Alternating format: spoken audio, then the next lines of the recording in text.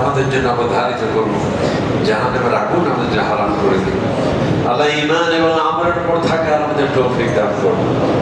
আল্লাহ আমাদেরকে মুত্তাকি হওয়া, আল্লাহ আপনার মহব্বত, আপনার হাবিবের মহব্বত, আউলিয়া কিরামের মহব্বত, ইসলাম এবং কোরআনের মহব্বত আমাদের অন্তরে আপনি গালিব করে দিন। দুনিয়ার লোক, লালসা, মোহ যা বিভ্রান্ত করে পথভ্রষ্ট করতে পারে, শয়তানি কুমন্ত্রণা, ওয়াসওয়াসা থেকে আমাদের হেফাজত করুন। আল্লাহ আমাদের পরিবার পরিজনদের খাস রহমত নাজিল করুন।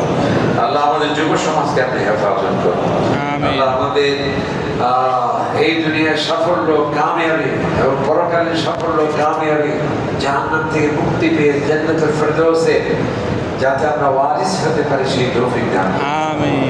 আল্লাহ আমাদের মাঝে অনেকে অসুস্থ, আমাদের সাবেক প্রধানমন্ত্রী, তাকে আল্লাহ শিফায়ে আজেলা দান করুন।